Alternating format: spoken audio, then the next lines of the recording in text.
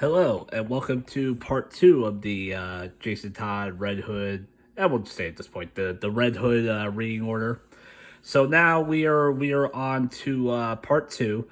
I will admit one thing I did do in part one. I didn't really show off some of the books. I'll try to do that more. I'll just try to remember. Sometimes I ramble and talk and just forget. I'm just doing this all off the cuff. So, but anyway, yeah. So obviously, as we recap last time, Jason was dead. Jason was killed by the Joker. Well, he was killed. He was beaten down by the Joker, but technically he was killed by a bomb. But a lot of people do tend to forget that, and most of the more modern interpretations basically just leave it at he got beat in the head with a crowbar. But yeah, but anyway, yeah. So that's what happened to him, and he was gone for a very, very long time. He was gone for a long time, and yeah, until it was about years later, around, I want to say, was it 2002, 2003, this particular book came out, Batman Hush, which to me is, I don't want to say it's the best Batman book of all time, but it's my personal favorite. So I think that's fair to say. Yeah, maybe not the best Batman book of all time, but it's definitely my favorite Batman book. I love the art by Jim Lee. I love the story. But one of the things that happens in here, in this, see, look at some of this art. This art's like beautiful. I mean, if there's any book I'm going to show off in this, it's going to be Hush. Just how beautiful the art is. But anyway, let's see if I can find it.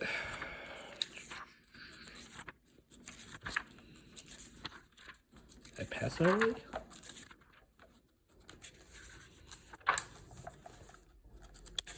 Nope, it should be close. It should be right around here.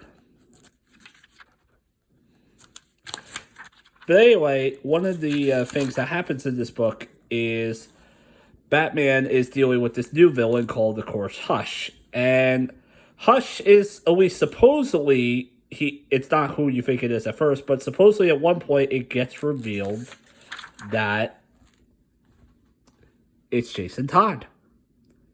Jason Todd is back. He's back from the dead and back for revenge against Bruce. Or at least so we think. Because at the time when this was written, they wrote it as it was Jason, but then you do find out later on it's actually Clayface. So it was so basically it was Clayface, it was not Jason. However, though, the writer, another writer named Judd Winick, who is one of my favorite writers, he has a phenomenal run on Green Arrow. You guys should check that out. But also, he decided to, hey, you know what, with that tease, and that was a big tease, and I think a lot of people at the time really thought he was back, and Judd Winick decided, you know what, let's do it. Let's bring him back. So this brings us into this book, which is Red Hood, The Lost Days, which explains how Jason came back. Well, it doesn't fully explain how Jason came back. The way Jason comes back is, and you gotta love comics, so around the time Infinite Crisis was going on, and Superboy Prime, who is a very extremely powerful character, somehow was able to punch a hole in reality, and from the vibrations of that was able to stir Jason Todd up from his grave. Literally, Jason just wakes up from his casket and unburies himself alive, and now he's up. But he's basically just a wandering zombie. So he's alive, but he's not. This book explains and shows how he does become more fully back, and because he's found by Talia al Ghul, aka the daughter of Ra's al Ghul, and one of Batman's many love interests. And this explains how she's able to put him in the Lazarus pit. And from the Lazarus pit, he is back, but he's also a bit out of his mind. And what this book basically explains, this is kind of a prelude for another book that we're going to talk about in a second. But this is basically a prelude. And this also shows and retcons that in Hush, even though it was supposed to be Clayface, for a split second in that moment that I showed you in Hush, that actually was Jason, and he did work with Hush to just have that little tease, I guess, have that little tease to make it think like it's Clayface, but really it was him, and then he was able to get out in time to switch it back to Clayface. Comics are fun. Comics are fun, aren't they? But anyway, so now we get into that. So this is the prelude. This is the prelude. This is the prelude, as I said, of another book that we'll get to in a second. Just show off some of the art in here. It shows basically what Jason was doing before Hush, and kind of starting up his master plan of what he does come back, which leads us into this book, Batman Under the Red Hood. This is one of my all-time favorite Batman stories. Admittedly, though, I will say I think I would recommend the movie more over the book, only because the movie's kind of steeped within DC continuity, so there's a lot of other stuff going on. There's like these other characters that are in it. And basically the movie, which is also written by Judd Winick, which is also why I kind of approve it. In a way, I wouldn't say like pick the movie over the book, but because it's basically a rewrite from Judd Winick, I would go with the movie over the book, but I would still check out the book because I think the book is really good. But anyway, it does collect... This collects Batman 635 through 641, and it goes 645 to 650. Again, not sure why 642 and 43 and 44 aren't there. I guess there was another story. And also Batman Annual 25, which, according to this, was immediately sold out. Ooh. But yeah. So we'll just take a look at some of this stuff. This is basically where Jason Foley does make his return. I'm sure most of you guys have seen the movie, so you know the story. Admittedly, though, there are some cool moments here that I wish were in the movie. Like, there's a scene where Batman's trying to theorize if he's fully back or not, and if it's possible. So he's talking to people like Green Arrow here. And he also talks to Superman, basically all people who have come back from the dead, being like, is this really possible? Like, what does it feel like to be dead? You know? But one of the things that I like about this story, and one of the things that ultimately, I kind of agree with Jason, this is one of the reasons I've always related to him, is I understand that Batman's got his whole no-killing rule, right? I get that. But I really feel like, and I agree with Jason, in the case of the Joker, we can lift that rule. I mean, yeah, Jason's still doing some stuff here. I mean, he's killing some people and all that too, and that's not great. He's kind of more showing like this is his version of how they should do things, and even though, yeah, of course, it's not the right way, but he is showing Batman that he can be a better Batman, or he can be a better vigilante in his mind, as opposed to Bruce. But just going back to the whole dynamic, the main reason why Jason comes back and why he wants to get revenge on Batman, per se, is because of a couple things. One, he felt he was wronged when he basically just got replaced with Tim, which is shown in Lost Days.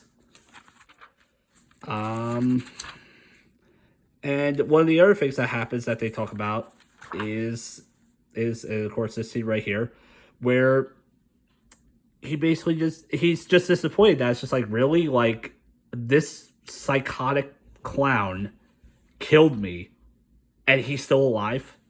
Like, you didn't avenge my death, you just let him live because you couldn't take your moral, you couldn't like break your sanctimonious moral code. It's crap. And admittedly, I kind of agree with Jason. I think Batman should kill the Joker. I know he can't kill the Joker because otherwise then we have no Joker stories. Joker's a popular character. I get that. But in the sense of just like, I think he should at least do it. Especially because I never agree with that whole thing of like, well, when you kill one, then it always starts with one. Like, I know they kind of emphasize that with Injustice with Superman, where he started killing Joker and then he started killing everyone. And yeah, but it's still like, and even like, it's actually a great line by Jason when he says too, to try and justify it, where he goes, I'm not talking about like, I mean, I'm not talking about like killing Dent or Oswald, or I forgot who else he said. Like, basically any other villains. Like I'm not talking about killing those guys, just him. Just get rid of him. And I agree with Jason. And so, of course, that ends up happening. And then Jason, at one point, the story does end, not to give too much away, the story does end where you think Jason might be dead. It's a big building explosion, but of course he's not. And then this leads us into Battle for the Cowl. So just to recap real quick. One of the things that happens is at one point during Grant Morrison's Batman run, Batman is supposedly dead. He ends up getting killed, quote unquote, in Final Crisis by Darkseid's Omega Beams. But of course, the real answer to that, or where he really is, he's somewhere else. I won't explain. I won't go into that. If you want to read Batman by Grant Morrison, read that because it's a phenomenal run. But anyway, so basically, Batman is gone or presumed dead. So now it's deciding like, well, who's going to be the new Batman? Who's going to take that role? And some of the other members of the Bat family decide to see who's determined for that role. I mean, of course, obviously, as it should be Dick Grayson. It should be Nightwing. But our boy disagrees with that. Oh, perfect. I'll flip to him right here. Batman with guns. That's basically what Jason thinks Batman should be. Batman should be with guns. I don't fully agree with it, but I do love it in a way, and I love his own sense of like, this is how it's gonna be. Like this is the Batman Gotham meets. It's awesome. Like I love stuff like this. But yeah, so that happens, and then of course eventually though, oh, that's another great image of him. So also what happens in this is that Jason's also taking down all the other candidates who do want to be who want to try to be Batman, and of course this one right here is actually Tim Drake, who's wearing the old school classic Batman costume, which I kind of like that Tim wore that. I think that's pretty cool. The only thing that's funny is, of course, is that everyone wants to be Batman except for the one person who should be Batman, which is Dick Grayson. Even though, of course, eventually Dick does become Batman, and we have that run for a bit. Unfortunately, though, I don't have that run on me. I used to have the Grant Morrison armies, but then I had to sell them off. Just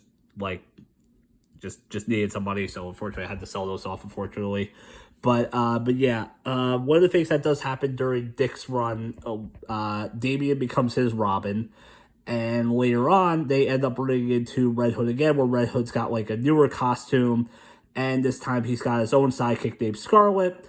And this is around the time that I like to call the insane Jason period, where Jason was basically just, where I think before where Jason was kind of like anti-hero vigilante. This is pure, I'm a supervillain Jason. This is where this kind of stuff does happen.